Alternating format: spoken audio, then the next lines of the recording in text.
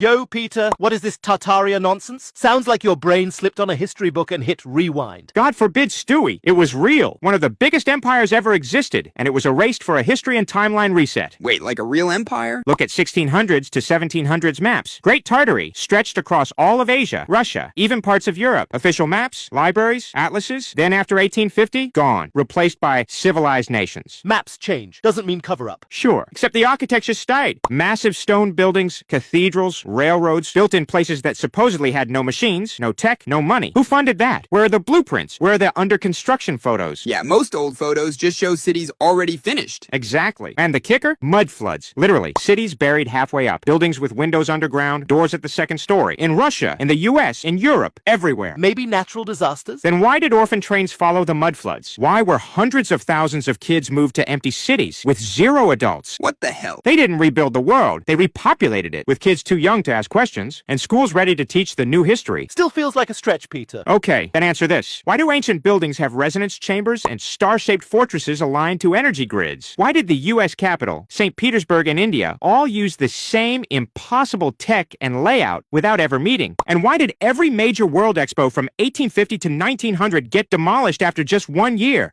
Dude, who builds marble palaces just to destroy them? People who don't want the old world to be remembered. So we're not in history class. We're in version 2.0? Exactly. You weren't born into civilization. You were born into its cover story. They erased your reference point. Real timeline. Real history. And they replaced it with the one that fits their narrative. Okay, but what do we even do with that kind of info? It's not like we've got a time machine. You don't need a time machine. You look around and ask what else they erased. Because once you see the lie, you're out of the simulation. And that's where their empire dies.